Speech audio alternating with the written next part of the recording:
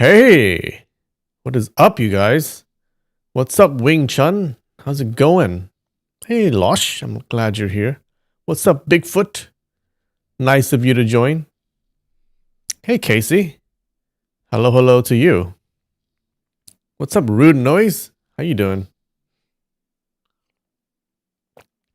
What's up, Sunny Side Up? Anyone else enjoying a rainy day? Nope, not me. It's a nice and, well, it's a cloudy day, but it's super windy. What's up, Nikki? How you doing?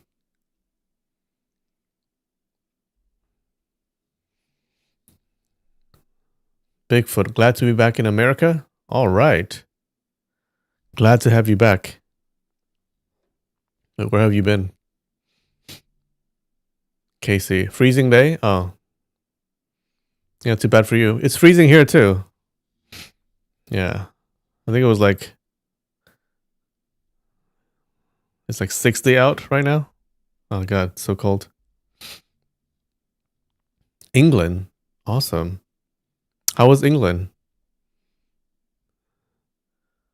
Was it nice and rainy?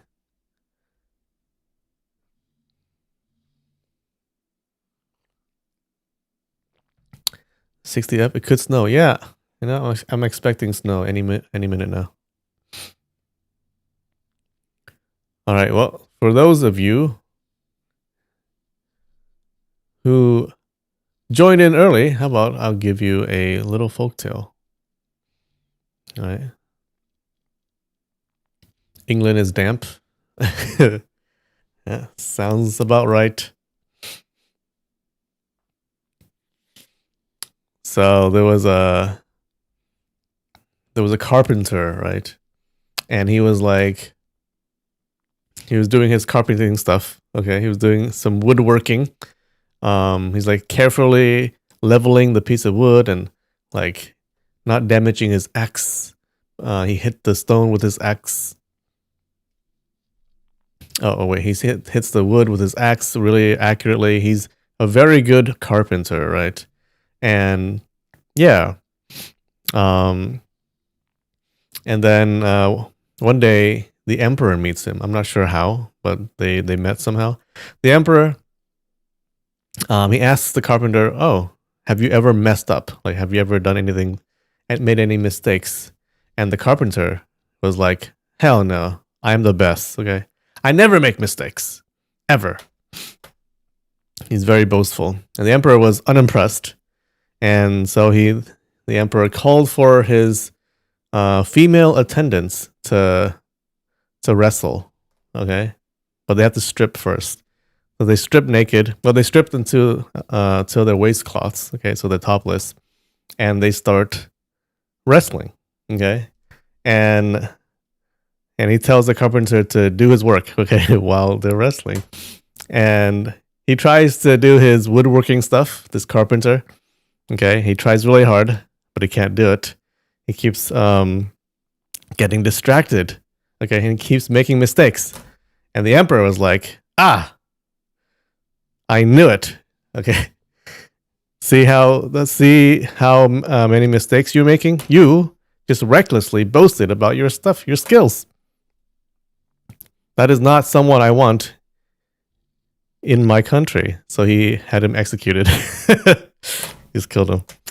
Moral of the story is, do not boast. Okay, be humble. Don't be arrogant. The significance of this story is that it was the first time. This story is from the Nihon Shoki. Okay, long time ago.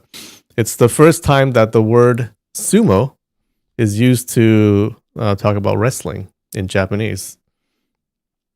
So the first case of sumo wrestling,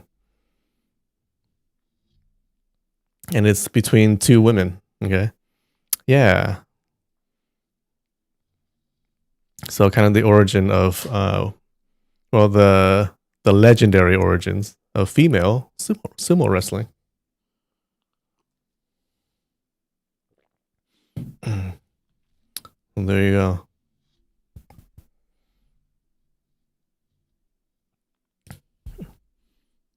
Be humble or die. Yeah. What's up, Sal? How's it going? Good to see you here. He died doing the two things he loved. Uh-huh.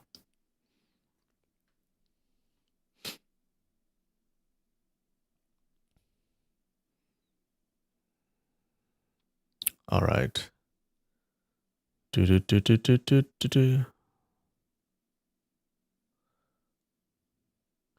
Shall we get on with it? Shall we do this? Hold on. You fought a fox this morning? What does that mean? How did you do that?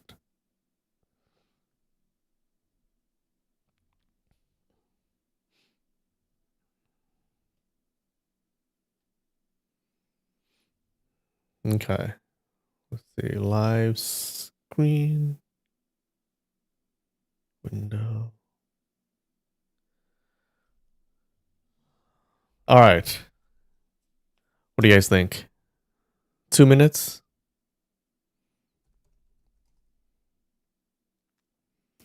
Do do do do. Okay, okay. S, U, and I. Sweet. No. In situ. Sit up. I don't think so.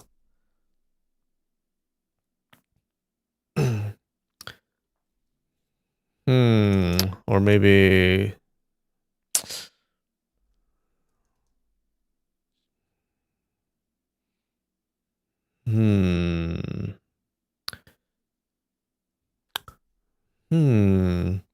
You and I. S-I. Simple. Sinu. Sig. Sif. Sifu.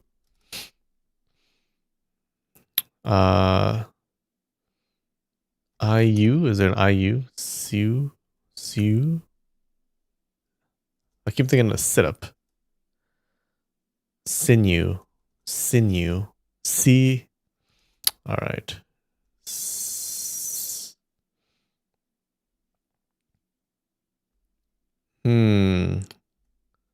Sleep. UI.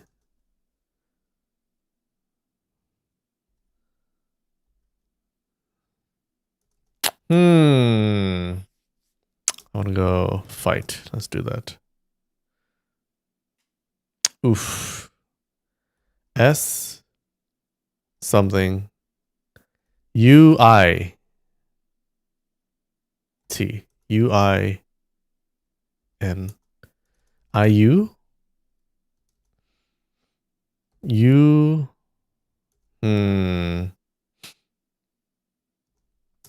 Oh no. Swipe.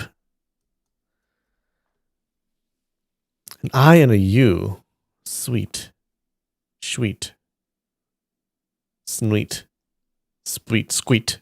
Sleet. Slight. Swipu. Swipeu. Is swipe, but with a Japanese accent. Swipeu.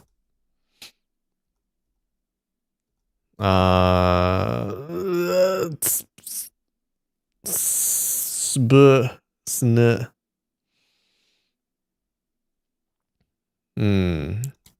Skull? School? Skull?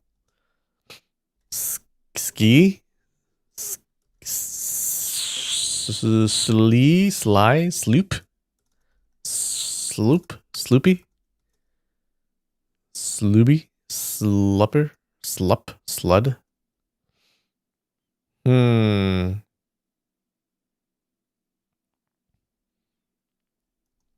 S I U Scuba Scooby Doo.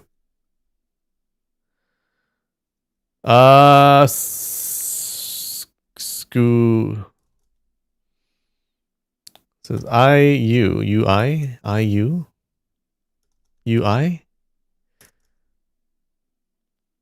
A U and an I? That's kind of weird. I something you. Skitu. Slidu. My god. Huh, huh, huh.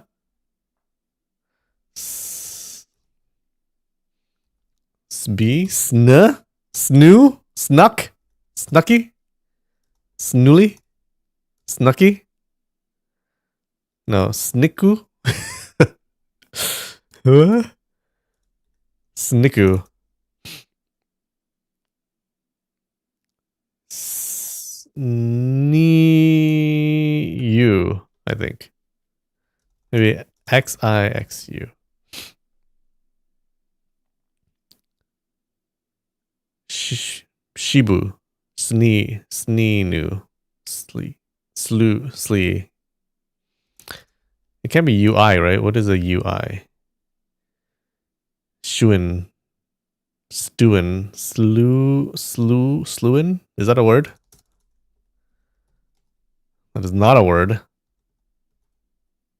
Slick. Fluid. Sluid.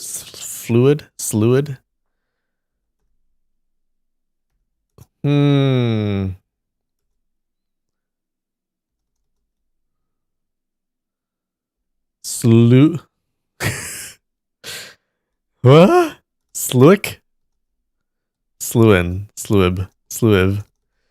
Huh. It can't be. It must be I here. I. Must be I. Something you. Snafu.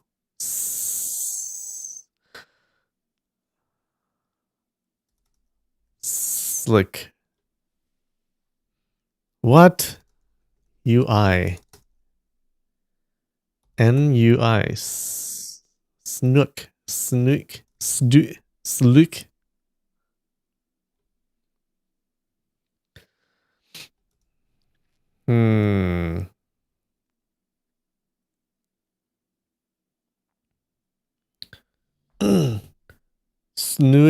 Spook. Oh god.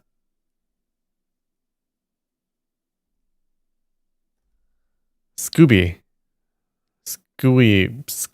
Squin. It must be UI, right?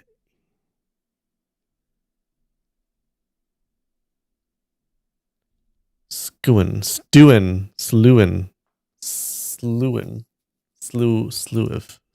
Sluid. Like fluid, but sluid. Sluid.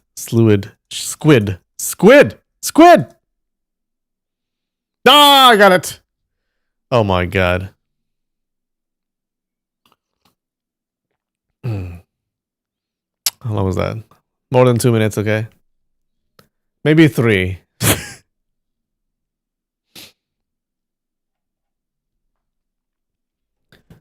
Sinus. Squib. Sinus. Connections. 6. Not bad.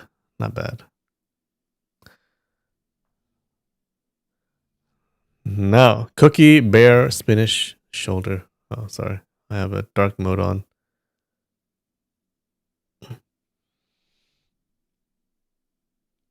Cookie, bear, spinach, shoulder, crook, anchor, elbow, cheat, pipe, handle, bend, forearm, fitted, angle, assume, and balance. Assume and balance. Cookie, bear.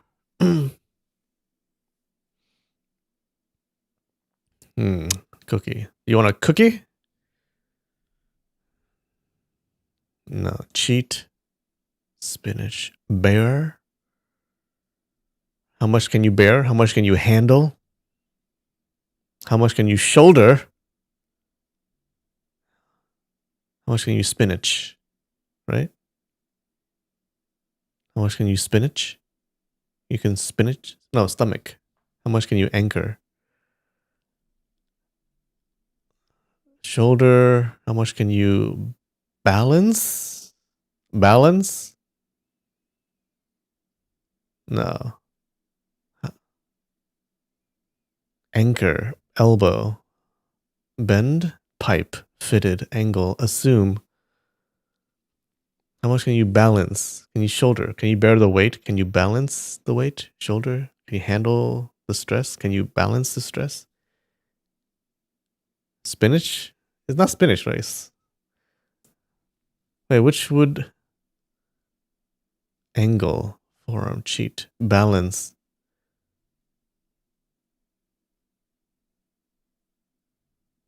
Shoulder. Okay, maybe I'll leave this here. Try something else. Pipe fitted angle.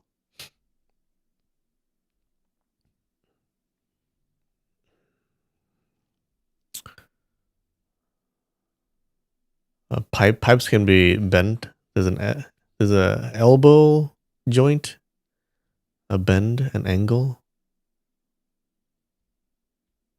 a pipe, a pipe. Pipe, elbow, bend, and angle. Doesn't sound right though.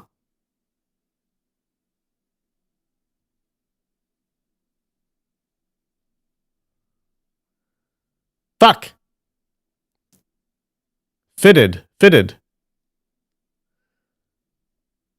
Pipe, elbow, bend, elbow, a bend, an angle. A pipe. Fitted. Oh no.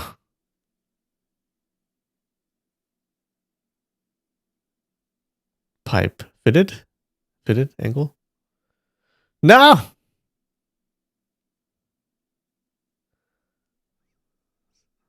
I think it's fitted. Kill me! Oh no.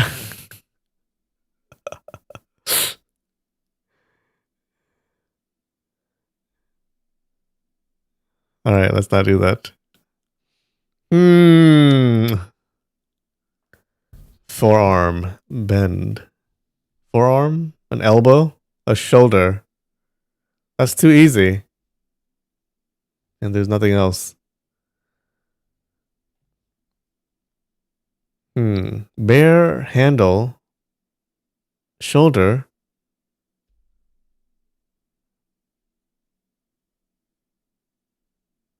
Balance?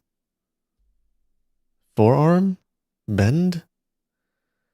What? Pipe? How much can you pipe?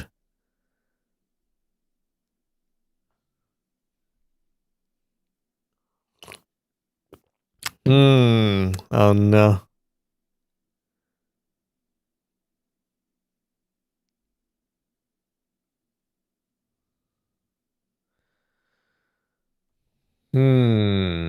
Pipe. Bear shoulder handle.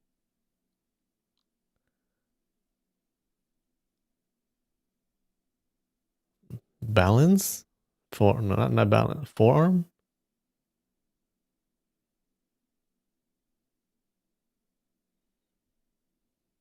Balance, right? Ah! Take on responsibility. Fuck this game. Corners, angle, bend, crook, and elbow. Oh, okay. Associated with Popeye. Anchor, forearm, pipe, spinach.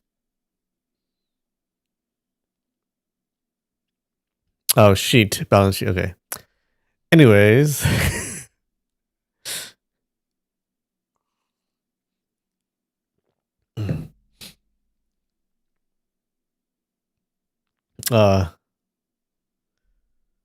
This connection's not easy, or I'm not good at it.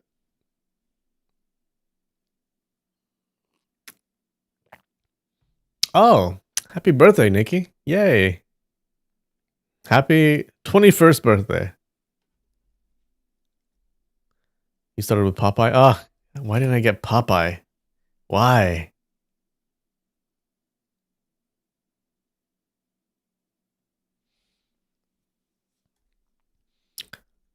Popeye. Word not found. Oh. Oil. Night. Oh, day. Time. Wake. Sleep. Weather. Sun. Up. Moon. Sky. Uh, light. Sunlight. Ray. Star. Cosmos. Space. Frontier. Cycle. Star, moon, planet. Solar. Heat. Orbit. Star. Star.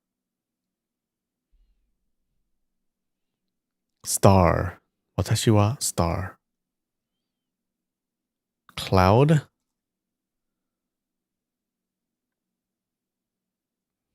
Nova. Supernova. Idol. Asteroid.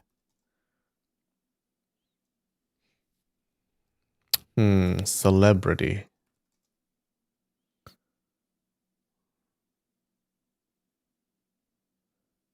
You're a star, Harry.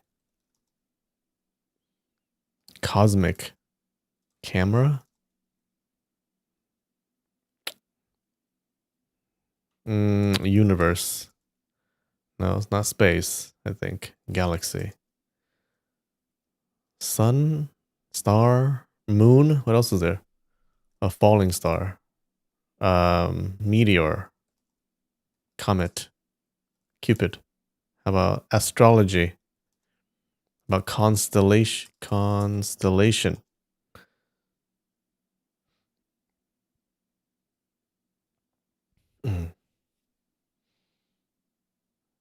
Famous. Oh, fame.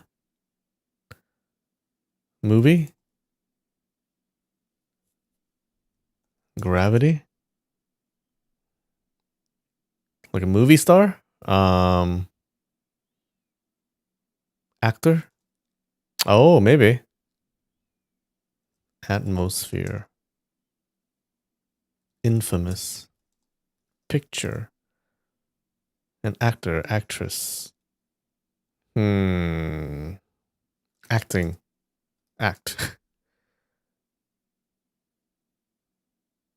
Art. Arts. Stage.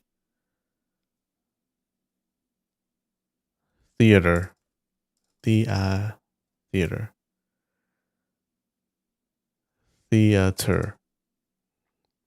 Feature. Celebrity. We tried. Star, movie, video. Radio. Do those even exist? Singer. Artist. Vaudeville. Broadway. Killed. Video killed the radio star. Director. Actor. Star. You're a star. You are a star. The asterisk. Who? What? Why? When? Where? What does star have to do with it? How? Wherever. Title. Capital. Place. Where, when, why. Question. Mark. Letter. Word.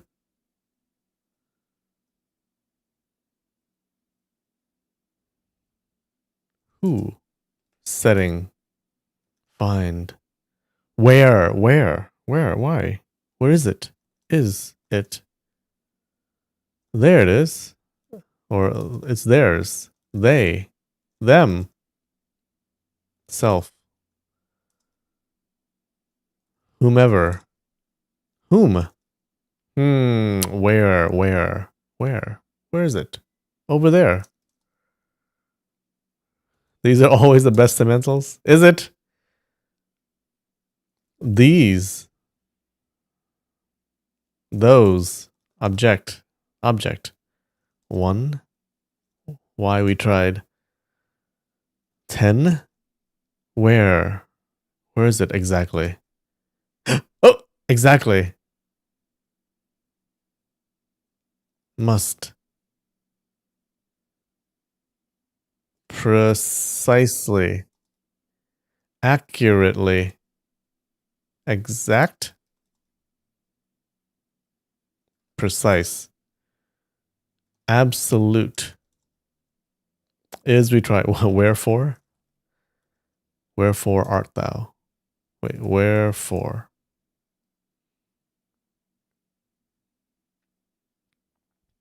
Correct. Correctly.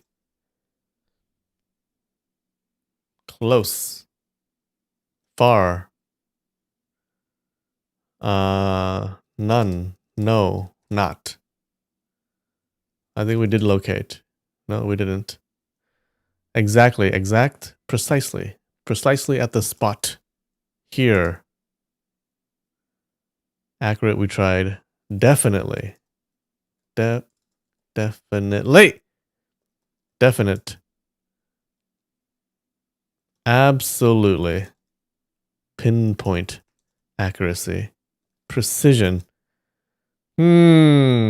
Equal. Equally. Equal. Exact. Same. Similar? Same. Same. Exact. Same. Identical. I think this is the one. Do you think so? I think this is the one.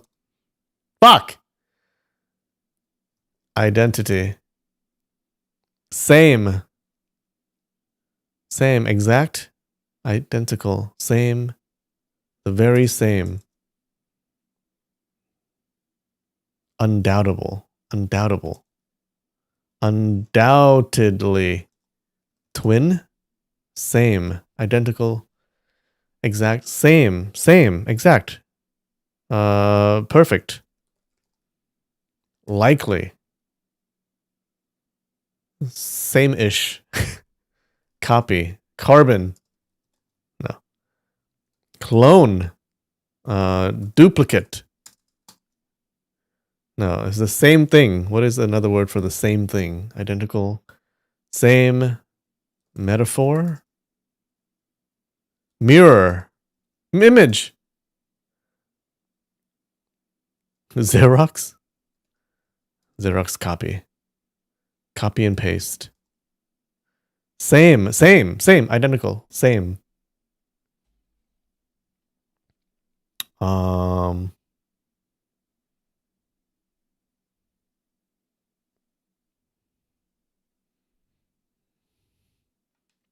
Even. Odd. Same. The exact same. Balance. Double. Like seeing double. Single. Value. Identity. We tried that, right? The law of identity. The law of non-contradiction. Non-contradiction. Nope. Alike. Same exact. Same exact. Contrast. Oh, you think it's different? Oh, no. Similar. The same. Exact. Match. Fuck.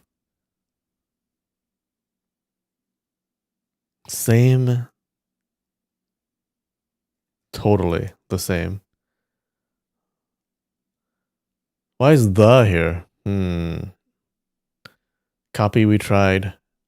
Harmony?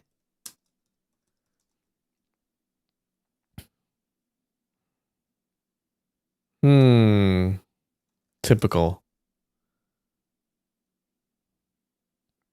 The is there because I said it. But why is thus like kind of high up here in the rankings? 10 minutes? No. Pair.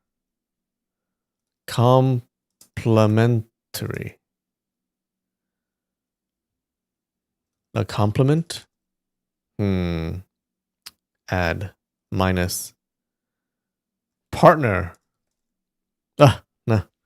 We're getting farther away. Same. Identical. Exactly. It's a word you would say in small talk. Oh, you know the answer? Fit. Like, yeah, totally. Like, yeah, like absolutely, but it's not absolutely. Of course. Course. Of. Right. Right. Wrong. Wrong. Maybe.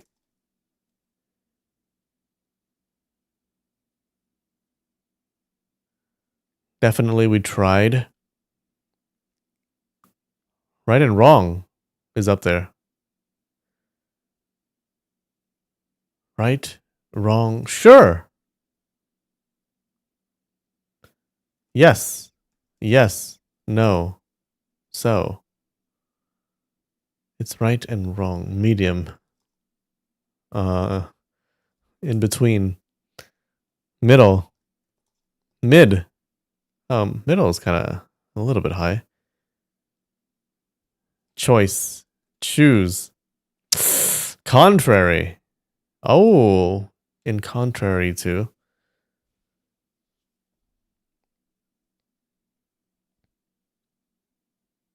Maybe we tried may, might, have, same. But why right and wrong? Right. Wrong. Maybe. Particular. Variable. Maybe. Of course. Not. No. Not. Not yet. Same. Wrong. Right. Identical. Correct. We tried. I think we tried. Incorrect. Twin. We tried.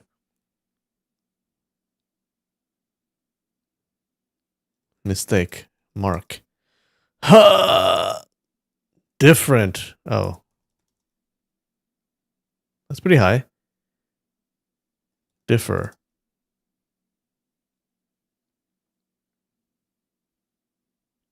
I beg to differ. Constant. Possible. Possibility. How about impossible? Not possible. Option. Same. It's right. It's wrong. Never. Ever. Ever. Agree. Disagree. 2. Definitely we tried.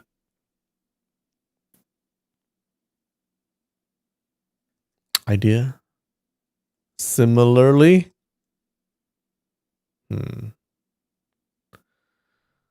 Opposite. No. You got it. Oh, good job. Good job, Casey. Oh, opposite. Why is same so high?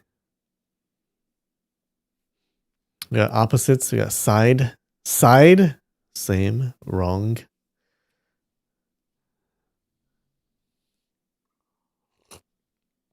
All right. Good job. Now we get to eat. 14 minutes.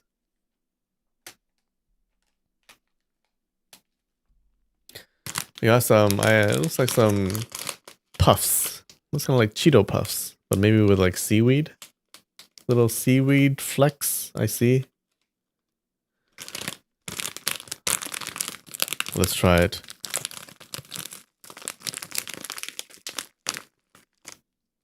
Fuck.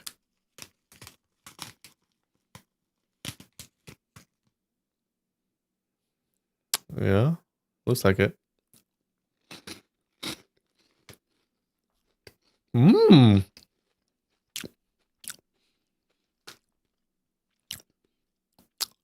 Tastes like curry. Oh, it's curry. With a curry that's sour. It's a sour taste. Yeah, curry. Yum.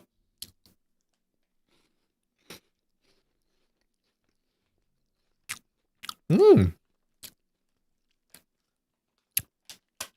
This is like a 7.5, baby. 7.5.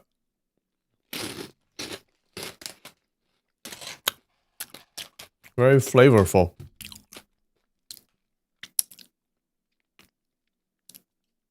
Frog balls? Okay. Well, I got some more balls for you here. Straight from Ghana. Apparently. We know where that is, right?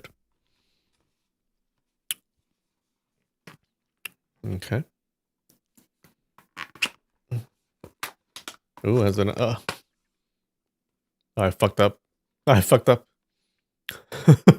I thought you were supposed to open it from here. But you're supposed to open it from down here.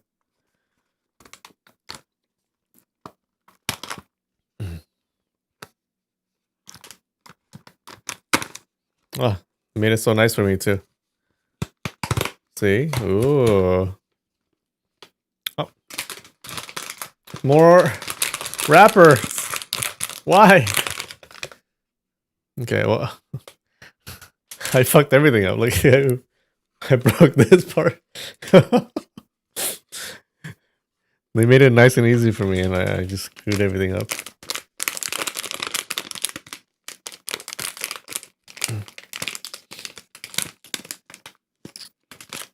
Oh, some nice black balls from Ghana. Check it out. Hold on.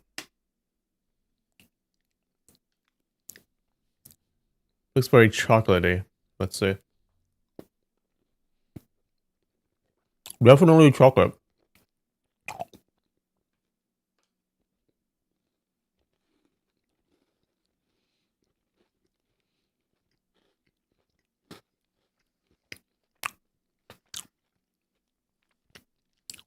So a chocolate covered cookie.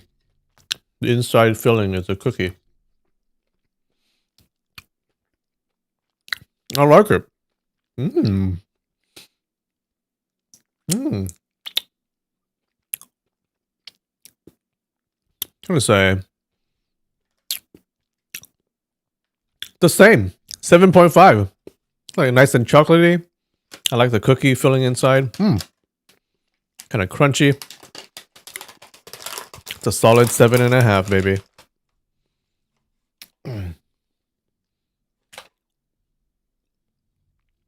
All right. Good night, Sal. Have a good sleep. All right.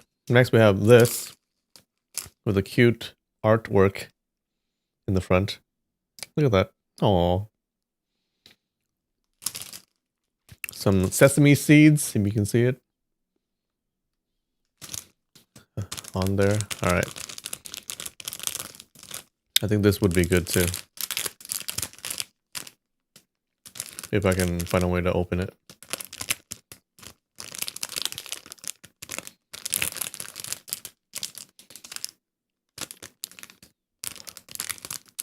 Oh, just kill me, fam.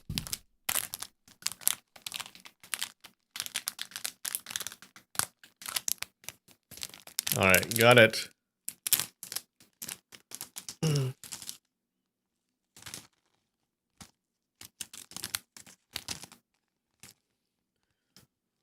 Ooh. Ooh. I have a feeling this is going to cause a mess. So, gonna eat on top of my tissue paper here.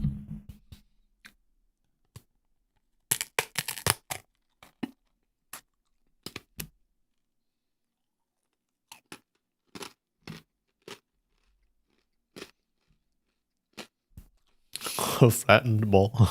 Oh.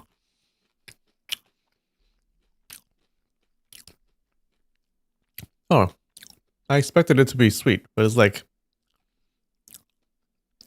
a little bit sweet. Barely.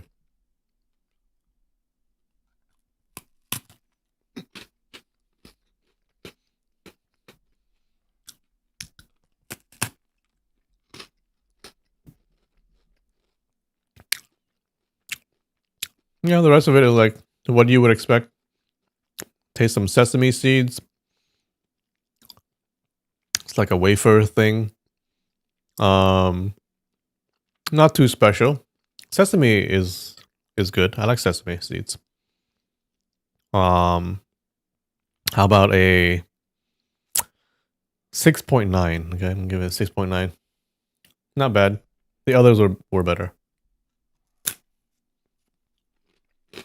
Would have been sweeter as a ball. A big ball like this. Whoa. How do I eat that?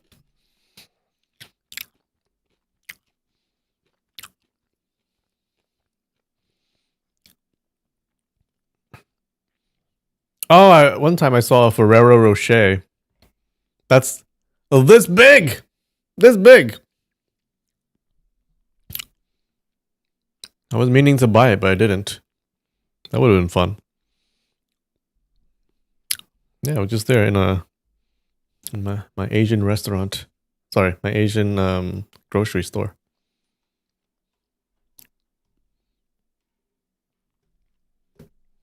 Makes you think of those Chinese pastries with bean paste inside of them. Yum.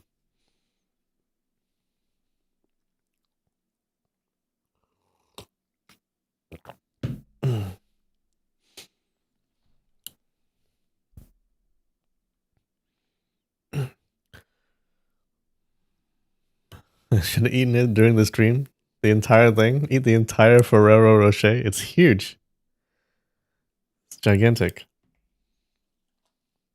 That's like how many Ferrero Rochers would be in this big bowl? 1, 2, 3, 4, 5, 6. Be like what, 12 Ferrero Rochers? Something like that. It's doable.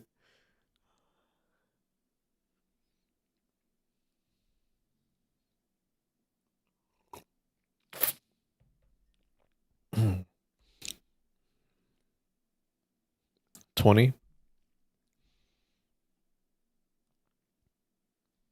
How would you eat that? Do you eat that in one sitting? Once you bite into a Ferrero Rocher, it's kind of ruined, right? It's already bitten. Do you just keep that in the fridge? Get them to sponsor the episode? Hell yeah. All right. All right. So what happened last week? If you guys remember, last week our heroes are fighting Ouyang Feng on a raft, okay? And the fight gets serious as the raft breaks apart. But just then, a ship arrives and saves them. And on this ship is Wen Yan Honglia and his crew of evil doers. And also Yang Kang is there. He's hiding. He's hiding in the ship. But Huang Rong spies him. She sees him, okay? I think she's the only one who sees him. And then Zhou Botong arrives. He's still alive. I knew it. And he's riding a freaking shark like a badass. He's riding the shark to the ship, and he makes the shark jump onto the ship. Okay, so then now the shark and him are on the ship, and the shark is like, don't know what to do. And Zhou Botong dismounts the shark, and he calls out Ouyang Feng for losing the bet that they made.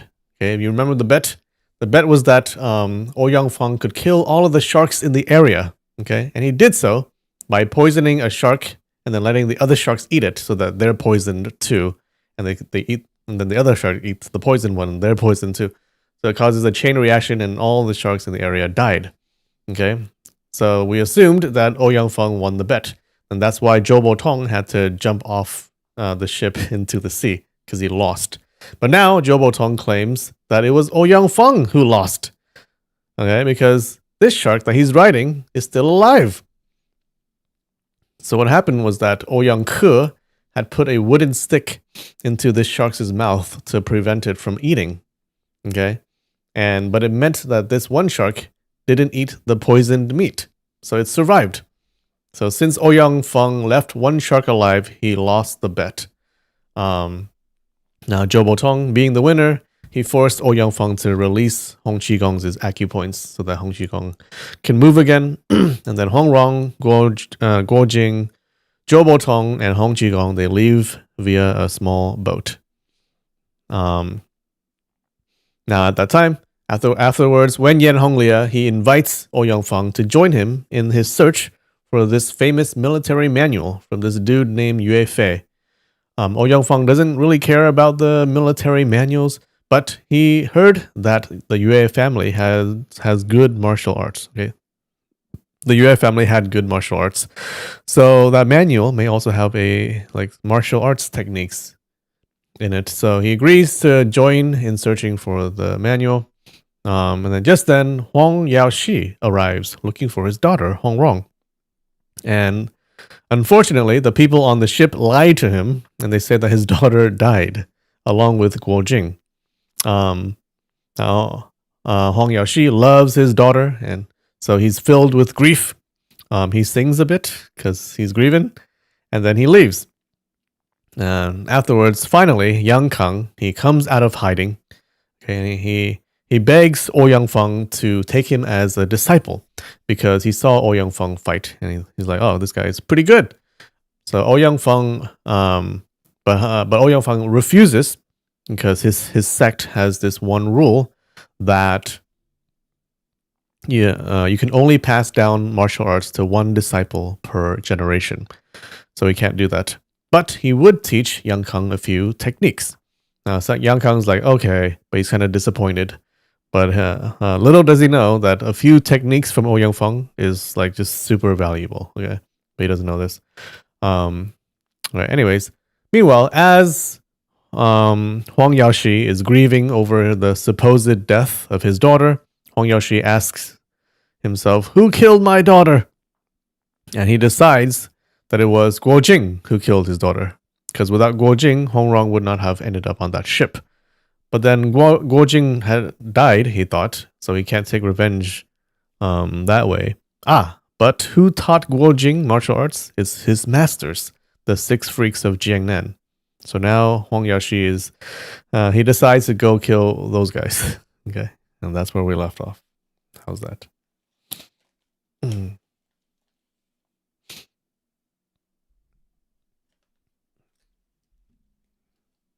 me take another bite of this curry puffs. Normally, I'm not a fan of the curry taste, but this one's pretty good. Pretty good.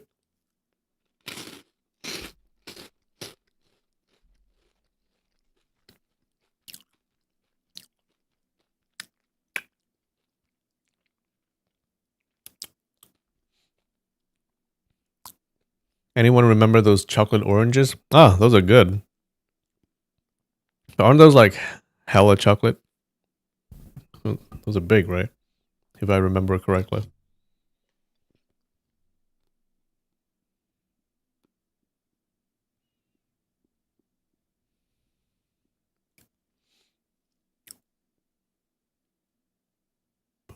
Boom. Boom. All right. Y'all ready? Chapter 23, Part 1.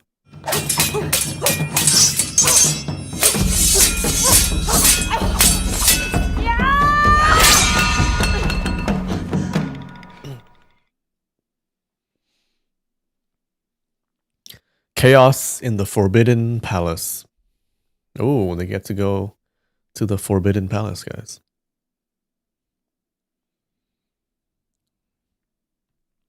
There's a raspberry chocolate raspberries.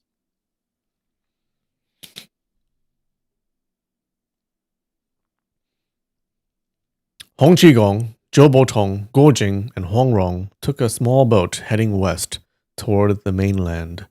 Guo Jing rode at the stern while Huang Rong eagerly asked Zhou Botong for details about his adventures riding sharks. Zhou, excited by the topic, suggested catching a shark right there and having some fun. Guo Jing noticed his master's pale face and asked, "Master, how are you feeling?" Hong Qigong didn't answer, his breaths coming heavily and laboriously. The damage caused by Ouyang Feng's piercing bone acupoint technique remained severe, even though the acupoints had been unlocked. Hong Rong gave him a few 9-flower jade dew pills, which slightly reduced the pain, but his breathing was still labored. Zhou Botong, oblivious to the gravity of the situation, continued clamoring to catch sharks. Hong Rong, realizing the strain on Hong Qigong, shot Zhou several warning glances to stay quiet and stop annoying her master. But Zhou ignored her and kept making noise. Hong Rong frowned and said, "If you want to catch a shark, where's the bait to lure one in? Stop shouting nonsense." The mischievous old man, indifferent to reprimands, paused to think, and suddenly exclaimed, "I've got it! Guo Jing, hold my hand and dangle the lower half of your body into the water." Guo Jing, respecting his elder sworn brother, was about to comply without question, but Huang Rong immediately intervened. "Jingge, don't listen to him. He wants to use you as bait to lure the shark." Zhou Botong clapped his hands in delight. "Exactly. Once the shark comes, I'll knock it out and haul it into the boat. You won't get hurt, I promise. If you don't like that, you can hold my hand, and I'll be the bait instead." Huang Rong countered, "This little boat can barely stay steady. If you two fool around, it's bound to flip." Zhou Botong retorted, "If the boat flips, great. Then we can play in the water." Huang Rong scolded him. "What about our master? Do you want him to survive or not?" Zhou Botong scratched his head awkwardly, unable to respond. A moment later, he blamed Hong Qigong for getting injured in the first place. Hong Rong snapped, "If you keep spouting nonsense, we won't talk to you for 3 days and 3 nights. Zhou stuck out his tongue and finally quieted down, taking over the oars from Guo Jing to row with all his strength. Though land was visible in the distance, they didn't make it ashore until nightfall. The four spent the night on the sandy beach. By morning, Hong Qigong's condition had worsened, and Guo Jing was so distressed he couldn't help but weep. Hong Qigong chuckled weakly. "Even if I lived another 100 years, I'd still have to die in the end. Don't worry, my good boy. I just have one last wish. If I still have some breath left, could you fulfill it for me?" Tears in her eyes, Hong Rong said, "Master, just tell us." Zhou Botong interjected, "That old venomous snake. I never liked him. My senior brother had to fake his own death to trick him. Imagine dying twice as a person. What a joke. Old beggar, don't worry about dying. I'll avenge you and take care of him." Hong Qigong smiled faintly. "Avenging me isn't a wish worth mentioning. What I really want is to eat a bowl of Mandarin duck 5 delicacies salad prepared by the imperial chefs." The 3 younger ones were stunned, thinking it must be some grand matter, only to hear it was about a dish. Hong Rong said, "Master, that's easy. We're not far from Linan. I'll sneak into the palace and bring out a few pots of it for you to enjoy." Zhou Botong piped up, "I want some too." Hong Rong rolled her eyes. "What do you know about good food?" Hong Qigong sighed nostalgically. "Hey, the Mandarin duck 5 delicacies salad isn't something that chefs make lightly. Back when I hid in the palace for 3 months, I only got to eat it twice. The taste, just thinking about it, makes my mouth water." Zhou Botong suggested, "I've got an idea. Let's kidnap the emperor's chefs and make them prepare it for us." Hong Rong laughed. "That's not a bad idea, old mischief." Feeling proud of her praise, Zhou Botong beamed, but Hong Qigong shook his head. "It won't work. To make that dish properly, the kitchen setup, firewood, utensils, and even the bowls must all match the imperial standards. If anything is off, the taste won't be right. No, we must go to the palace and eat it there." The three of them, unfazed by the idea of storming the palace, said in unison, "That sounds perfect. Let's go see it for ourselves." With that, Guojing carried Hong Jigong on his back, and the group set off northward. When they reached a market town, Hong Rong sold some jewelry to buy a meal cart, so Hong Jigong could rest more comfortably. After a few days, they crossed the Qiantang River and arrived on the outskirts of Linan. The evening mist painted the landscape in muted tones, with flocks of crows returning to their nests. Nightfall was fast approaching, and they couldn't reach the city in time. Looking around for a place to stay, they noticed a small bend in the river with a cluster of about 17 or 18 households nearby.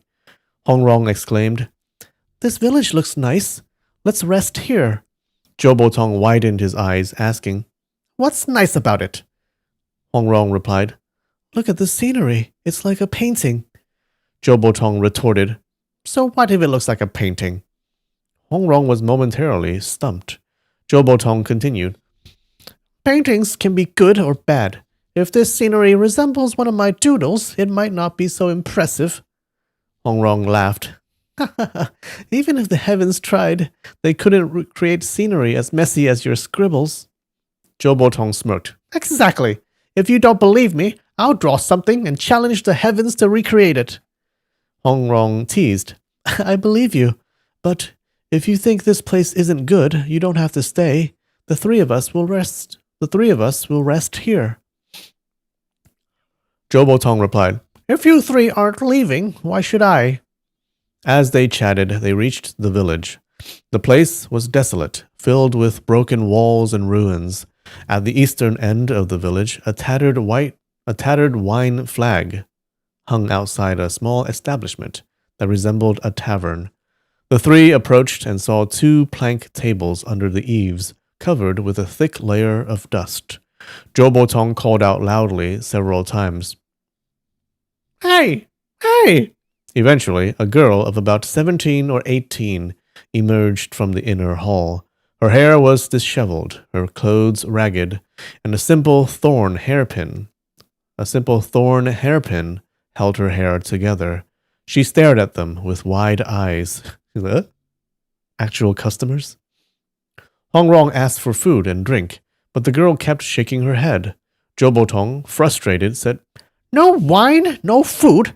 Why do you even have a tavern?" The girl shook her head and replied, "I don't know." Zhou Botong chuckled. "You're such a silly girl." The girl grinned and said, "That's right. My name is Silly Girl, Sha Gu." All three burst into laughter. Ha ha ha ha ha. Hong Rong went into the inner hall and kitchen to look around. The place was covered in dust and cobwebs. There was a pot with cold rice, and the bed had only a tattered mat. Feeling a pang of sadness, Hong Rong asked, "Is there no one else in your family?" Silly Girl nodded with a smile. Hong Rong continued, "Where's your mother?" Silly Girl replied, "Dead," and mimed wiping her eyes as if crying. Hong Rong asked, "And your father?" Silly Girl shook her head, looking clueless. The girl's face and hands were filthy, her long fingernails caked with dirt. She clearly hadn't washed in months. Hong Rong thought, even if she cooked food, it wouldn't be edible. She asked, "Do you have rice?" Silly Girl nodded, smiling as she brought out a half-filled jar of coarse rice. Hong Rong took charge of cooking, while Guo Jing went to the western end of the village to buy 2 fish and a chicken. By the time the meal was prepared, night had fallen. Hong Rong set the food on the table and asked for an oil lamp. But Silly Girl shook her head again. Using a pine branch and a makeshift torch, Hong Rong lit it at the stove and rummaged through a cupboard for bowls and chopsticks. When she opened the cupboard, a musty smell hit her nose. Under the torchlight, she saw several broken blue and white porcelain bowls on the shelf, surrounded by dead cockroaches. Ugh. Guojing helped fetch the bowls. Hongrong instructed, "Wash these and snap a few branches to use as chopsticks." Guojing nodded and took a few bowls outside. When Hongrong reached for the last bowl, she noticed something unusual. The bowl felt icy cold, unlike regular porcelain. She tugged on it, but it wouldn't budge. It seemed stuck to the shelf. Oh. Does it open like a secret doorway? Curious, Hongrong inspected it more closely. The bowl was covered in a thick layer of rust. To her astonishment, it wasn't porcelain at all. It was made of iron. Chuckling to herself, she thought, "I've seen golden, silver, and jade bowls, but an iron one? That's a first." She pulled harder, but the iron bowl didn't move. "Even if it's stuck with grime, my strength should have loosened it," she mused. Wondering if the shelf itself was made of iron, she tapped it with her finger. A metallic clang confirmed her suspicion. It was indeed iron. Her curiosity piqued. Hongrong applied more force, trying to twist the bowl. It didn't budge when she turned it left, but when she turned it right, it started to move. With a sharp click-clack, the cupboard's walls suddenly split open, revealing a dark, foul-smelling tunnel. Startled, Hongrong jumped back, exclaiming, "Ah!" Guojing and Jobotong heard the commotion and approached, peering into the cupboard. Hongrong had a sudden suspicion. Could this be a den of thieves? Maybe this silly girl is only pretending to be foolish. She handed the lit pine torch to Guojing and quickly moved to grab Silly Girl's wrist. Silly Girl deflected Hongrong's attempt and countered with a strike aimed at her shoulder. Whoa, shit. She knows martial arts. Hongrong was startled, not only by the hostility, but because the strike resembled the basic techniques of her own Peach Blossom Island martial arts. Are these former disciples of Huang Yaoshi? Intrigued, she adjusted her approach, using a combination of feints and grips. After training in the Yi Jin Duan Gu chapter, her strength and speed had greatly improved. With a sharp smack, she landed a hit on Silly Girl's right arm. Silly Girl cried out in pain, but retaliated with 2 more strikes. Within a few exchanges, Hongrong grew increasingly curious. Silly Girl was indeed using the ripple palm technique, a fundamental martial art of Peach Blossom Island. While Silly Girl's execution was clumsy and lacked the characteristic fluidity, the moves were unmistakable. Hongrong refrained from using full force, opting to observe her opponent's limited repertoire. It became apparent that Silly Girl only knew 6 or 7 moves, lacking even the most basic variations. Is her name really Silly Girl? Is it? Would your parents name you Silly Girl? The presence of a hidden mechanism in this remote village tavern, and a seemingly unassuming girl capable of withstanding a dozen moves against Hongrong, left everyone astonished. Jobotong, always eager for novelty, watched Hongrong's sharp strikes overwhelm Silly Girl, who cried out repeatedly, "Yeah, yeah, yeah!" He called out, "Hey, Wronger, don't hurt her. Let me fight her next." Having overheard Hong Qigong and Guojing called her Wronger, he adopted the nickname without hesitation. Guojing, however, remained on high alert. He stood close to Hong Qigong, ready to guard against any potential ambushes.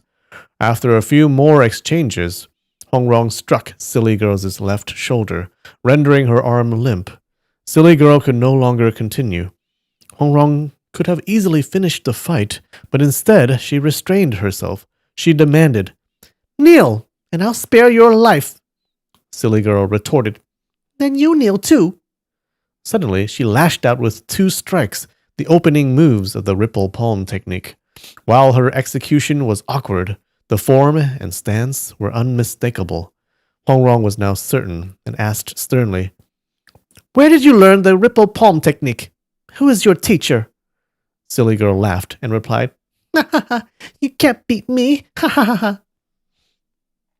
Hongrong fainted 4 times before executing a real move, hooking Silly Girl's leg and toppling her to the ground.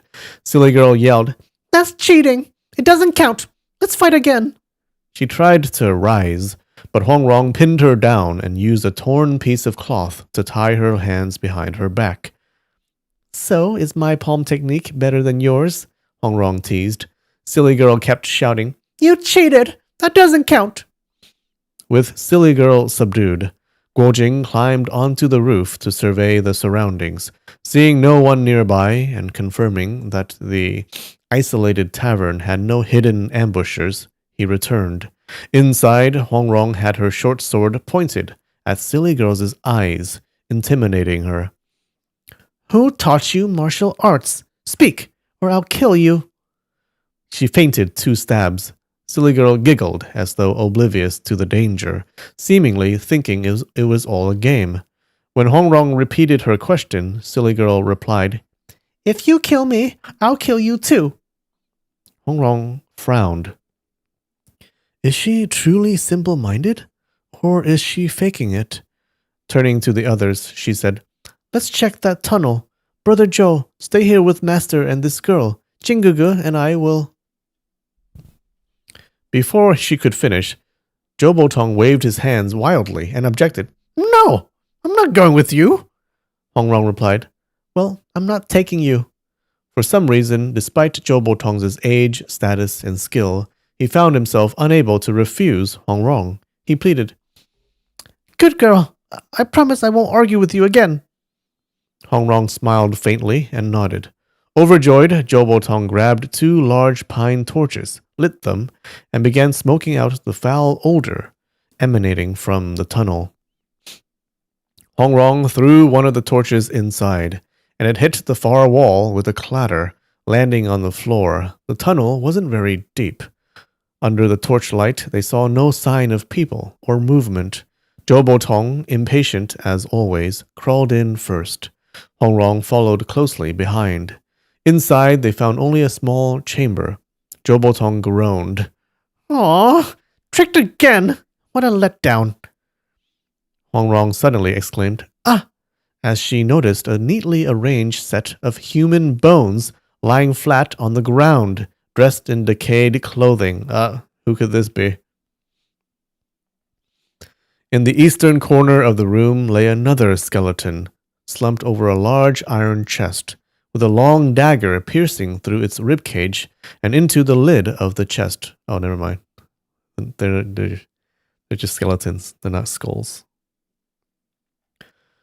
Jobotong, finding the small and dirty room uninteresting, glanced at the 2 skeletons without much curiosity. Seeing Hongrong examining them carefully, he held back for a moment, worried she might be upset if he spoke up. However, as time passed, he grew impatient and tentatively asked, "Wronger, good girl, can I step out for a bit?" Hongrong replied, "Fine, go fetch Brother Jing to come in." Jobotong, delighted to be excused, leapt out of the room and told Guojing, "Quick, go in, it's fun inside." Eager to avoid being called back by Hongrong, he quickly sought a replacement for himself. Guojing obediently entered the room.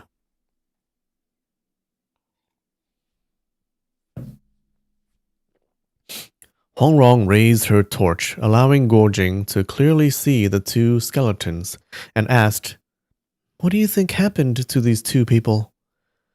Guojing pointed to the skeleton slumped over the chest and said, "This person seems to have been trying to open the iron chest, but was stabbed from behind and killed. The one on the ground has 2 rows of broken ribs, likely shattered by someone's palm strike." Hongrong nodded.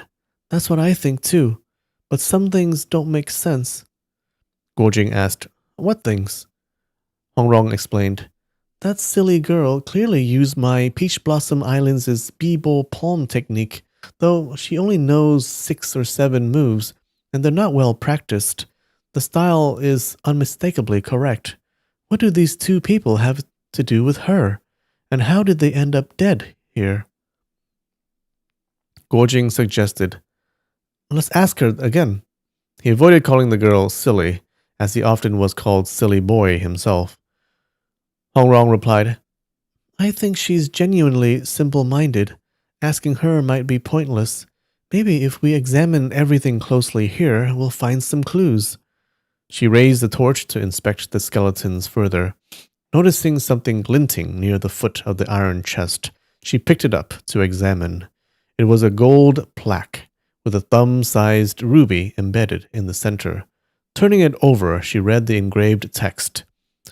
Imperially bestowed Martial Virtue Officer, Defense Commander of Zhongzhou, Keeper of the Imperial Armory, Shi Yanming.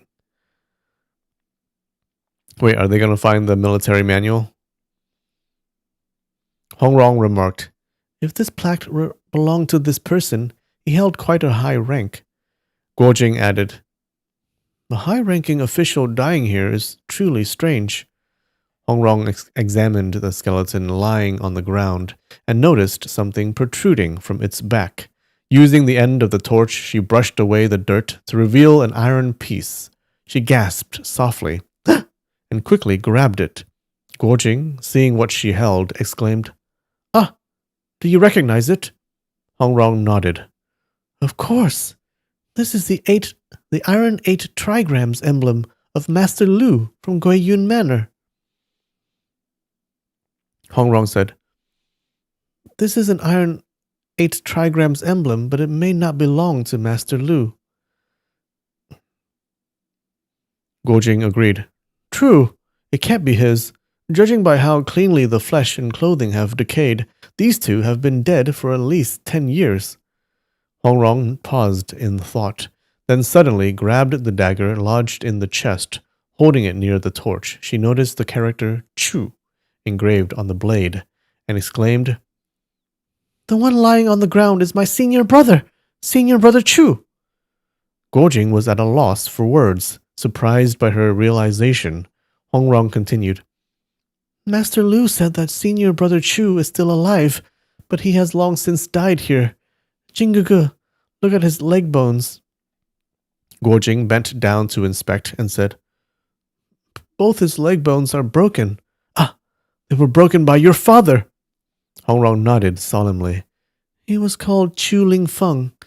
Father once said that among his 6 disciples, senior brother Chu was the most skilled in martial arts, and the one he was most fond of.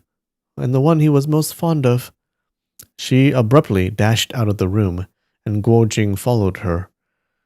Hong Rong ran up to the silly girl and asked, is your surname Chu? The girl giggled but did not answer.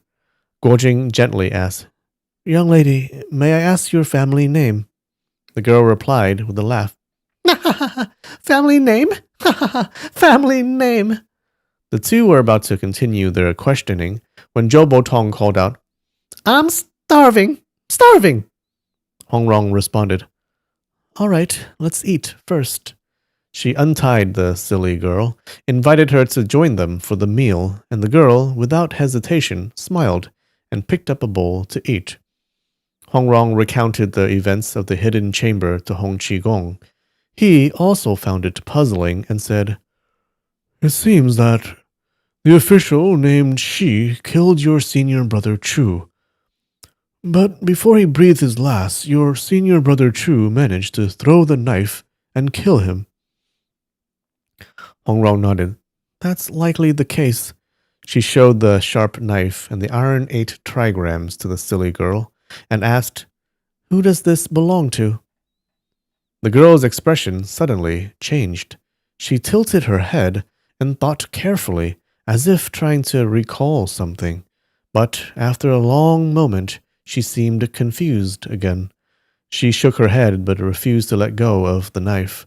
Hong Rong remarked, she seems to recognize this knife, but can't remember clearly due to how long it's been. After finishing their meal, they helped Hong Qigong settle down to rest, and then went back to examine the chamber. Believing the key clue might be inside the iron chest, they moved the skeleton, slumped over it, and opened the lid, which lifted easily as it wasn't locked. The torchlight revealed a dazzling array of jewels and precious objects inside. Guo Jing remained indifferent, but Huang Rong, who recognized the immense value of each item, was astonished. Even her father's vast collection couldn't match the treasures in this chest. She grabbed a handful of the jewels, letting them slip through her fingers back into the chest, creating a crisp, clear sound as they collided. Sighing, she said, "Hey, these treasures must have a fascinating history. If my father were here, he could undoubtedly explain their origins." She pointed to various objects and named them for Guojing. "This is a jade belt ring. This, a rhinoceros hide box. That, an agate cup. And this, a jadeite dish." To Guojing, raised in the barren steppes, these items seemed impractical, and he thought to himself, "What's the point of going to such lengths to obtain these things?" After speaking for a while, Hongrong reached deeper into the chest and felt a hard panel. She realized there was a hidden compartment.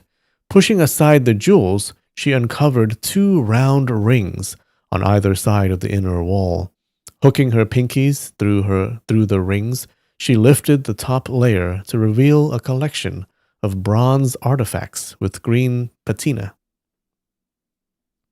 Recalling her father's teachings about ancient bronzes, she recognized pieces resembling a dragon wen ding, shangyi, and various Zhou dynasty plates and vessels. However, she couldn't precisely identify them. Compared to the jewels, these ancient bronzes were even more invaluable. All right, good time for a break. I'll be right back after 5 minutes. And we're back. Patina definition? No.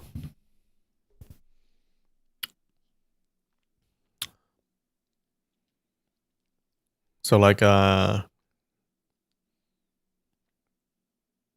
think it's a layer on metals, right? On metals or stones or something. There's a layer of I don't know, like brown or green or whatever. Yeah. So in this case, it would be this green layer on top of the bronze. So it must happen because of oxidization.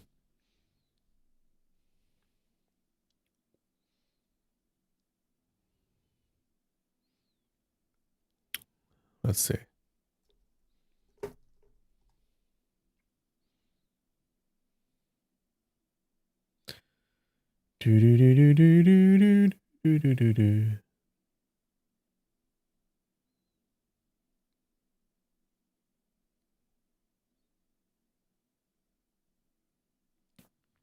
Patina, a green or brown film on the surface of bronze or similar metals. Oxidation, or a gloss or sheen on the surface, resulting from age or polishing. Okay. Hell yeah.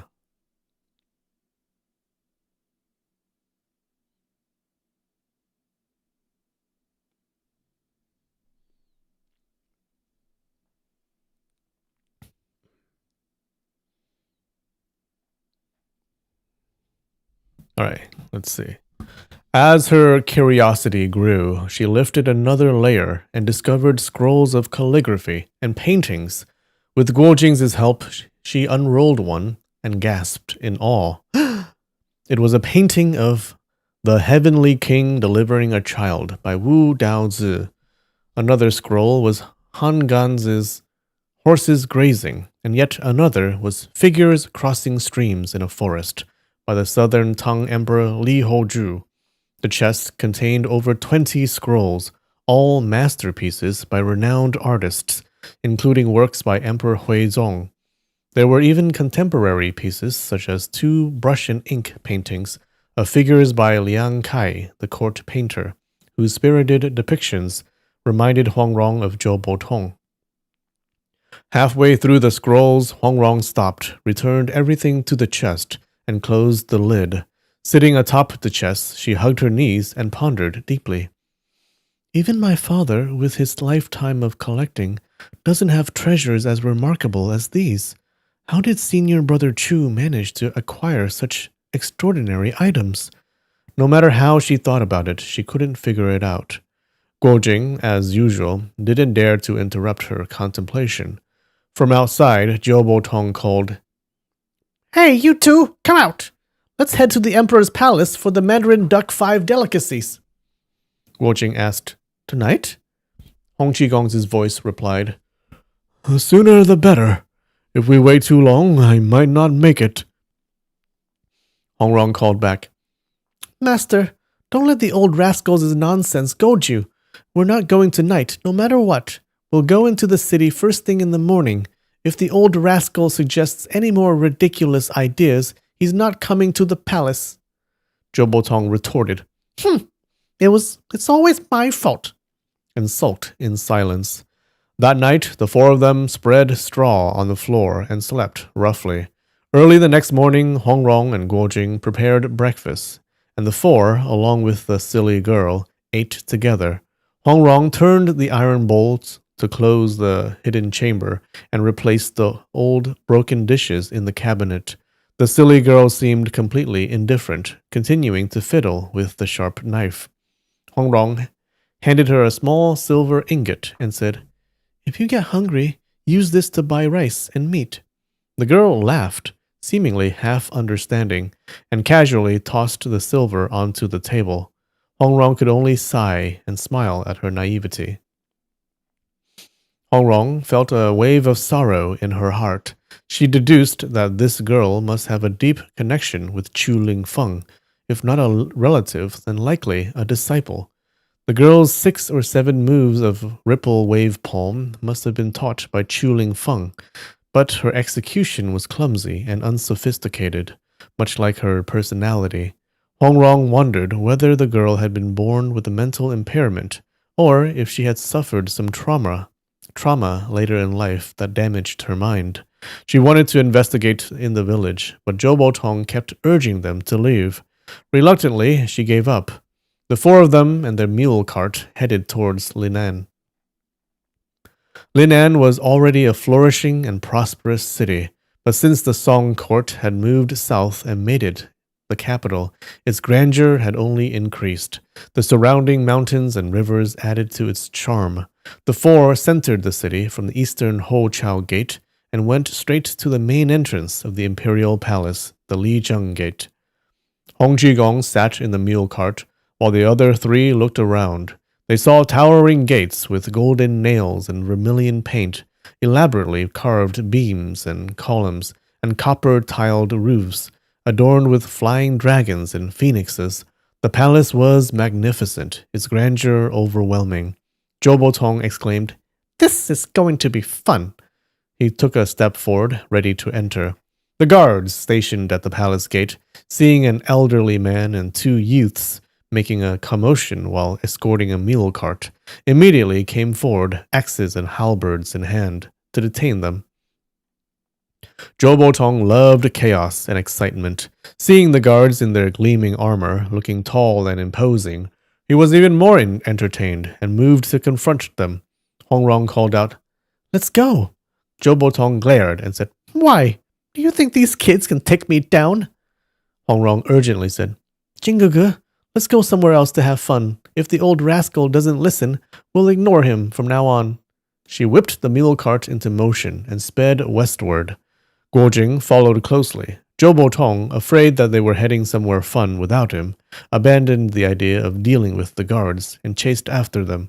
The guards, thinking they were just ignorant villagers, stopped pursuing and laughed among themselves. Hong Rong drove the cart to a secluded spot, and seeing no one was chasing them, came to a halt. Zhou Tong asked, "Why didn't we just barge into the palace? Those useless soldiers wouldn't have been able to stop us." Hong Rong replied, "It's easy enough to barge in, but let me ask you, are we going to fight, or are we going to the imperial kitchen to eat? If you cause a scene, the palace will descend into chaos. Who will prepare the Mandarin Duck 5 delicacies for master?" Zhou Botong argued. Fighting and capturing people is the guard's job. It has nothing to do with the cooks. This point made some sense, and Huang Rong found it difficult to counter. Instead, she playfully retorted, In the palace, the cooks handle both cooking and capturing people. Zhou Botong was left speechless, and after some time, he admitted, Fine, I was wrong again. Huang Rong added, It's not a matter of again. You were wrong from the start. Zhou Botong replied, all right, not again. Turning to Guo Jing, he said, Brother, all women are fierce. That's why I, old mischief, will never get married. Huang Rong laughed and said, Jingge is kind, so no one would treat him harshly. Zhou Botong retorted, Are you saying I'm not kind? Huang Rong teased, You? Kind? The reason you can't get married is that you're too mischievous and always causing trouble. Tell me, why haven't you gotten married? Zhou Botong tilted his head and thought, unable to answer. His face turned red, then white, and he suddenly seemed lost in thought. Huang Rong was surprised to see him so serious for once. Yeah, I want to know what happened in his past. Who broke his heart? Guo Jing suggested, Let's find an inn to stay at first, and we'll enter the palace tonight. Huang Rong agreed. Yes, Master, once we've settled at the inn, I'll prepare a couple of small dishes to whet your appetite. Tonight, you can eat to your heart's content. Hong Qigong was delighted and cheered repeatedly. The four of them stayed at a large inn, Jinhuaju, on the western side of the main street. Huang Rong, putting in extra effort, prepared 3 dishes and a soup for Hong Qigong. The aroma wafted throughout the area, drawing inquiries from the other guests about which famous chef had made such delicious food. Zhou Botong, still sulking from Huang Rong's earlier teasing about his inability to marry, refused to join the meal. The other 3, understanding his childish temperament, simply laughed and didn't press him. After the meal, Hong Qigong rested peacefully. Guo Jing invited Zhou Botong to go out and explore, but he continued to sulk and refused. Huang Rong teased, Then be good and stay with Master. I'll buy you something fun later. Zhou Botong perked up. You won't trick me? Huang Rong smiled. My word is as good as gold. Earlier that spring, Huang Rong had briefly visited Hangzhou on her way north, but being so close to Peach Blossom Island, had been afraid her father might find her and hadn't stayed long. Now, with plenty of time, she and Guo Jing strolled hand in hand along the shores of West Lake. Huang Rong noticed Guo Jing looking troubled, knowing he was worried about their master's injuries. She said, Master mentioned someone who could heal him, but he wouldn't let me ask. From his tone, it seemed like he was referring to the former Emperor Duan, but we don't know where he is. We must find a way to ask him for help. Guo Jing brightened up. Rong that's wonderful news. Do you think we can find him? Huang Rong replied, I'm working on figuring it out. When we were eating earlier, I tried to get some clues from Master, and he almost said it. Unfortunately, he realized what I was doing and stopped himself. But don't worry, I'll get it out of him eventually. Guo Jing, trusting her abilities, felt much more at ease. As they talked, they arrived at the broken bridge by West Lake. The broken bridge under snow was one of the 10 famous scenes of West Lake, though it was now midsummer.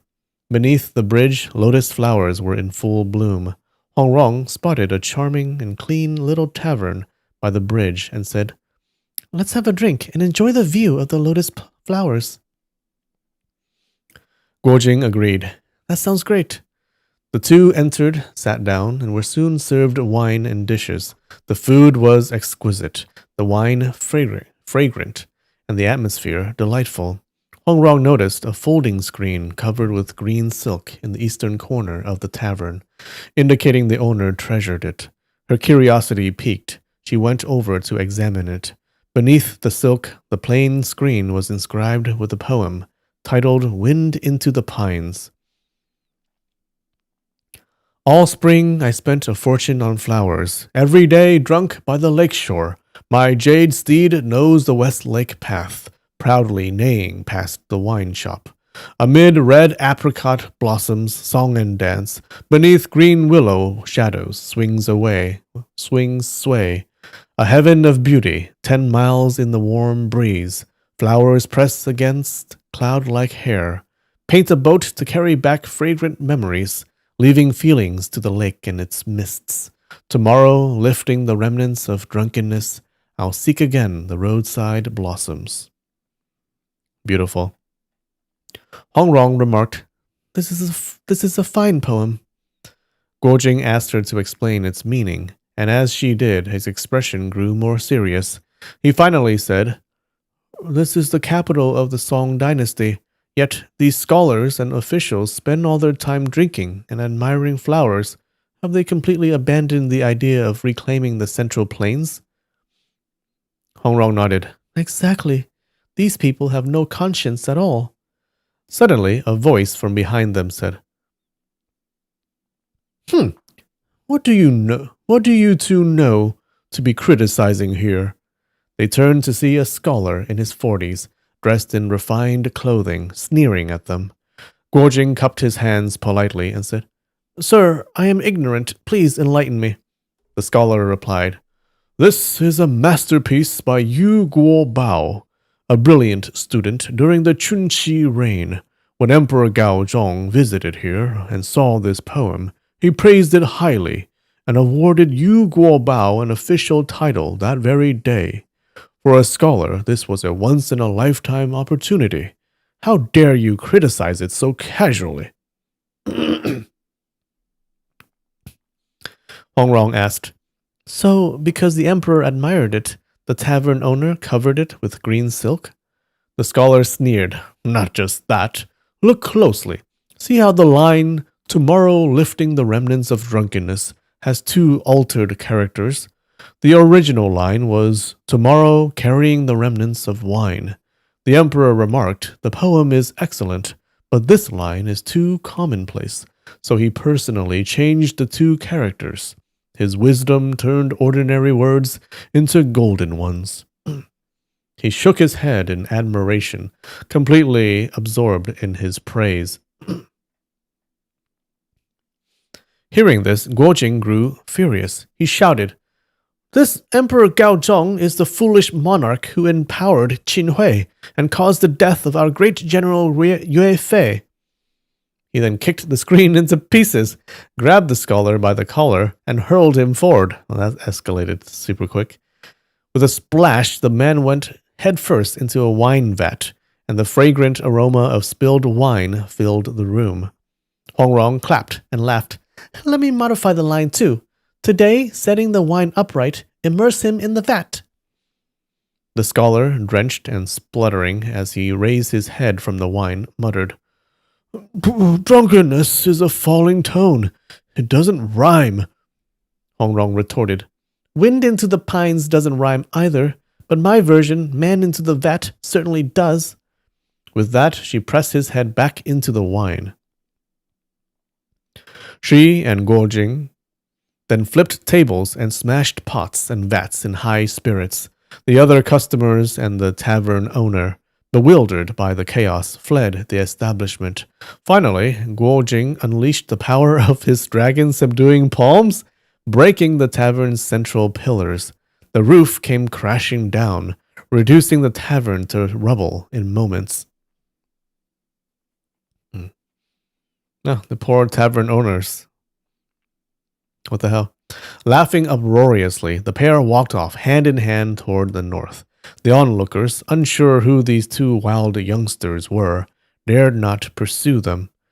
Guo Jing chuckled and said, That fight earlier felt so good. It cleared out all the anger in my chest. Hong Rong laughed. If we come across any other sights that offend us, let's have another go. Guo Jing agreed. All right. Oh god, they're hooligans, guys. Hooligans! Since leaving Peach Blossom Island, the two had faced nothing but misfortune. Though reunited, their master's grave injuries weighed on them both. Smashing up the tavern had been their way of releasing some of that pent-up frustration. As they wandered along the lakeside, Guojing is becoming a bit violent. Just a bit. They noticed poems etched on stones, trees, and pavilion walls. Most were about spring outings or dedicated to courtesans. Guojing, though unable to fully understand them, could discern the recurring themes of flowers, moonlight, and romance. He sighed and said, "Hey, even if we had 1,000 fists, we couldn't smash all this nonsense. Runger, why did you bother learning about this stuff?" Hongrong smiled. "There are good poems among them." Guojing shook his head. "I think fists are more useful than poetry." As they chatted, they arrived at Flying Peak.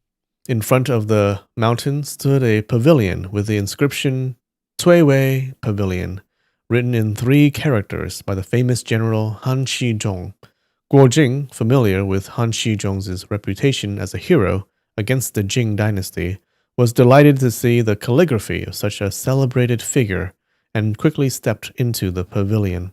Inside there was a stone stele engraved with the poem. "For years dust covered my traveling garb. I came seeking blossoms at Cui Wei.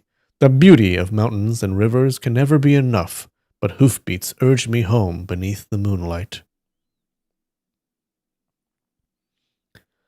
Let's destroy all the small businesses that hang offensive artworks on their walls.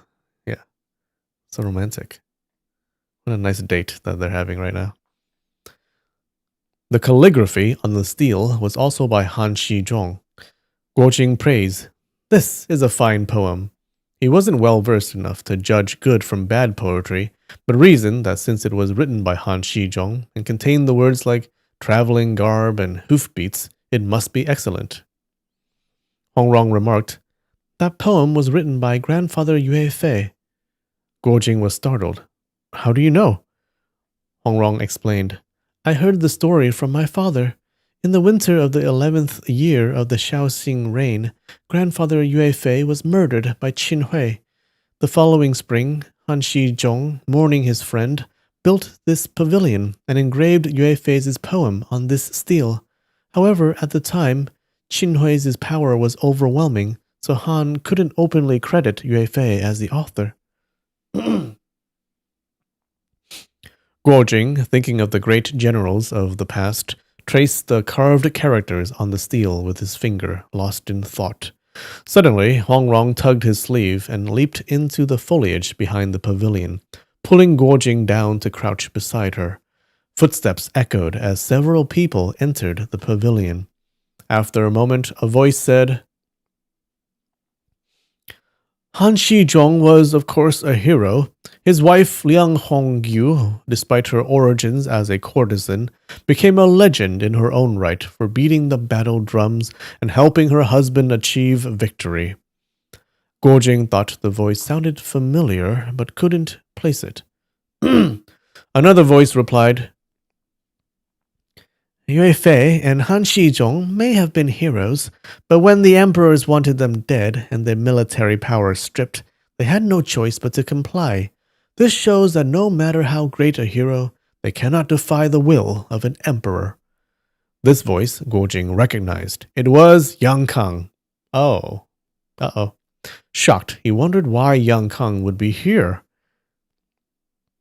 Then came a raspy, metallic voice that Guojing recognized immediately. It was Western Poison, Ouyang Feng. He said, "That's right. As long as foolish emperors reign and treacherous officials hold power, even the greatest heroes are rendered useless." Next, the first voice spoke again. "But if a wise ruler were in power, then heroes like Master Ouyang could fully display their talents." Hearing this, Guojing's memory clicked into place. The first speaker was his father's murderer, the Jin's 6th prince, Wenyan Honglia. He had only heard Wenyan Honglia speak briefly before, so it had taken him a moment to recall. The 3 men now they realize that Yang Kang came back to Wenyan Honglia. No. The 3 men exchanged a few more words, laughed, and then left the pavilion. Once they were gone, Guojing asked, Why are they here in Linen?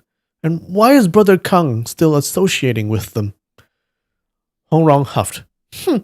I've always told you that Brother Kang isn't a good person, but you kept saying he's a descendant of heroes and only temporarily confused. If he were truly good, why would he be hanging around those two villains? Guojing felt utterly confused. This has me completely baffled. Hong Rong reminded him of what they overheard at Jiao Wang Mansion in the fragrant snow hall. Wen Yan Honglia gathered those people to steal Yue Wu Mu's military manual. If they've come here, the manual might be in Linen. If he gets his hands on it, it will bring unimaginable harm to our Song people. Guojing's expression turned resolute. We absolutely can't let them succeed, Hong Rong cautioned. The real difficulty lies in the fact that Ouyang Feng is with them. Guojing asked, Are you afraid? Hong Rong shot back, Aren't you? Guojing admitted, Of course, I'm afraid of Western poison, but this is too important. Even if we're scared, we can't just stand by and do nothing. Hong Rong smiled. If you're going to act, I'll follow you. Guojing nodded. All right, let's track them down. As they exited the pavilion, Wen Yan Honglie and the other two were nowhere to be seen. Left with no choice, Guojing and Hong Rong wandered aimlessly through the vast Hangzhou city, searching in vain. After walking for half a day, the sky began to darken, and they found themselves in front of the Wulin Garden at Zhonghua. Hong Rong spotted a shop with numerous masks hanging by the entrance, each painted with lively and expressive faces. The sight amused her, and she remembered her promise to buy a toy for Zhou Botong. Spending 5 taels of silver, she purchased a collection of masks depicting Zhong Kui, the judge of the underworld, the kitchen god, earth spirits, divine soldiers, and ghost attendants. While the shopkeeper was wrapping the masks in paper, the aroma of wine wafted over from a nearby restaurant. The pair, hungry from their long walk, turned to the shopkeeper, and Hong Rong asked, What's that restaurant over there? The shopkeeper smiled and replied, Ah, I see this is your first time in our great capital. That's the renowned San Yuan restaurant, one of the most famous establishments in Linen. Their wine, dishes, and tableware are the best in the world. You must try it. Enticed, Hong Rong took the masks, grabbed Guojing by the arm, and headed toward the restaurant. The front of San Yuan restaurant was magnificently adorned with colorful decorations, red and green wooden signs, of fragrant gardenia lanterns hanging high. Inside, the restaurant boasted lush greenery, pavilions, and a refined ambiance. A truly remarkable establishment. Upon entering, they were warmly greeted by a smiling waiter, who led them through a corridor to a clean and tidy private booth. After setting up the tableware, the waiter stepped back to take their order, then left to prepare the dishes. Under the glow of the lamps, Guojing noticed a row of brightly dressed courtesans seated along the corridor. Though puzzled, he refrained from asking. Suddenly, he heard Wen Yan Honglia's voice from the adjacent booth. Excellent. Let's have someone sing for us as we drink. Guojing and Hong Rong exchanged a glance, both thinking, What luck! We couldn't find them earlier, but now they're right here. A waiter called out, and one of the courtesans, elegant and graceful, stood up with a pair of castanets in hand and entered the neighboring booth. Shortly after, she began to sing, Oh no. A land of beauty in the southeast, a gathering place by lakes and rivers. Qiantang has been prosperous since ancient times. Mist-shrouded willow bridges, curtain-draped emerald pavilions, a myriad of homes and families interwoven. Cloudy trees circle the sandy embankment. Frost and snow crash in angry waves. The natural moat seems boundless. Shops lined with jewels. Doors brimming with silk competition in extravagance, double lakes layered with beauty. Osmanthus in autumn, lotus blossom for miles. Pipes play in the clear weather, water songs fill the night. Laughing anglers and playful lotus girls. 1,000 riders accompany high-ranking officials, drunkenly enjoying the flutes and drums, reciting poetry while admiring the mists and clouds, hoping to one day return to the Phoenix Pool with stories of this enchanting scenery. That didn't rhyme at all. Though Guo Jing couldn't fully understand the lyrics, he found the light tapping of the castanets and the melodious flute accompaniment pleasant and soothing. When the song ended, Wen Yan, Hong Lia, and Yang Kang both applauded, exclaiming, "Powerful performance!" It's like you're in the room with the girl. Thanks, Benjamin. I tried. Or did I?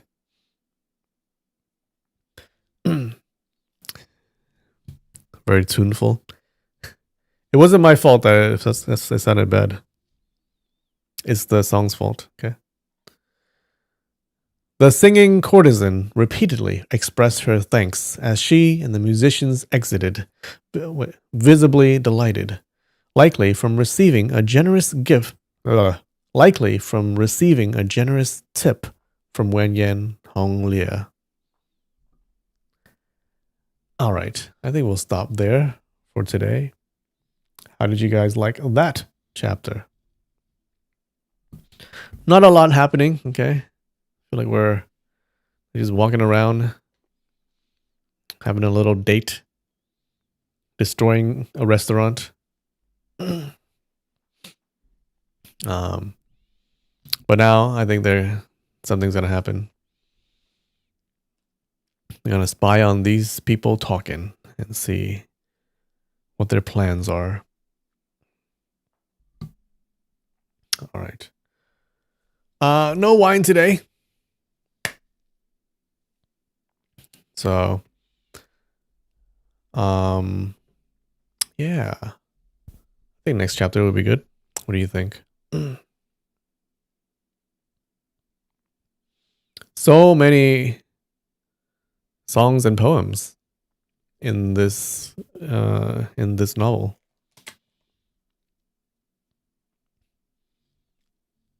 Hong Rong had definitely influenced Guo Jing. I didn't think Guo Jing would do that. Seems out of character for that guy. Was Silly Girl the daughter of the dead disciple? I think so. She must be, right? She must be the daughter. Yeah. Now, how did that disciple come across all those valuable items? How is he collecting all of that stuff? Question mark. Yeah. Do you think Silly Girl had mental issues, or she had some trauma in her past?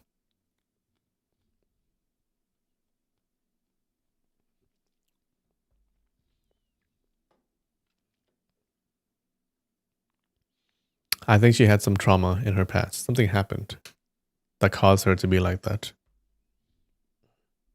Just my guess. Do you guys think Hong Qigong is going to die? He looks like he's going to die, right? What if he dies right after eating his last meal at the Imperial Palace?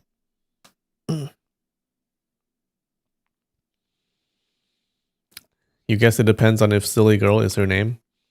I'm thinking Silly Girl is not her name. She just said that because Hong Rong said Silly Girl. Yeah, because who would name their girl Silly Girl? I understand if it was a nickname.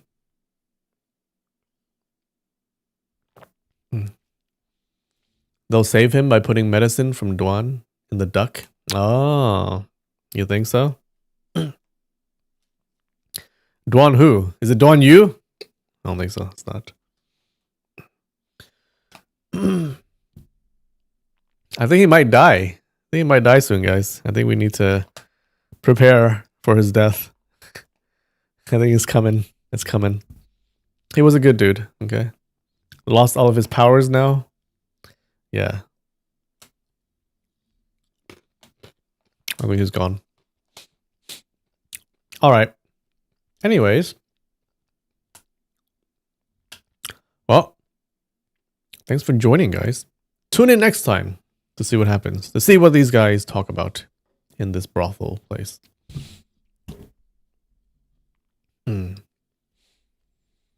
All right, guys. I love you, and I will see you next time. Bye.